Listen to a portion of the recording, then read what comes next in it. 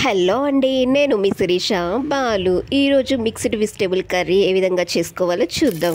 ఇది చాలామంది తినరండి, ఒకసారి ఈ స్టైల్లో చేయండి, చాలా బాగుంటుంది. పోపు పెట్టుకొని ఆనియన్ పూర్తిగా మగ్గిన తర్వాత బీన్స్, కాలీఫ్లవర్, పొటాటో, క్యారెట్ వేసి బాగా కలబెట్టండి.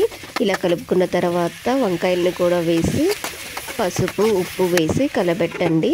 పసుపు, ఉప్పు వేస్తే మనకి త్వరగా కుక్ అవుతుంది. వెజిటేబుల్స్ అన్నీ కుక్ అయ్యేంత వరకు ఉంచిన తర్వాత టమోటోస్ని కూడా యాడ్ చేయండి. టమోటోస్ కూడా వేస్తే మంచిగా ఉంటుంది కర్రీ టేస్ట్. మనకి మెయిన్ ఇంగ్రీడియంట్ అయితే కాలీఫ్లవర్ అండి. మిక్స్డ్ వెజిటేబుల్లో కాలీఫ్లవర్ ఉంటేనే చాలా బాగుంటుంది. ఇలా మూత పెట్టుకొని ఒక 15 మినిట్స్ వరకు కుక్ చేసుకోండి. ఆఫ్టర్ 15 మినిట్స్ తర్వాత ఇలా మెత్తగా కుక్ అవుతాయి, అన్ని వెజిటేబుల్స్ కుక్ అవుతాయి. ఇలా కుక్ అయ్యి మనకి ఆయిల్ కొంచెం పైకి తేలుతున్నట్టుగా ఉంటుంది. ఆ టైంలో మనము కారం వేసుకొని బాగా కలబెట్టండి. వెజిటేబుల్స్ అన్నిటికీ కారం పట్టే విధంగా కలబెట్టుకోవాలి.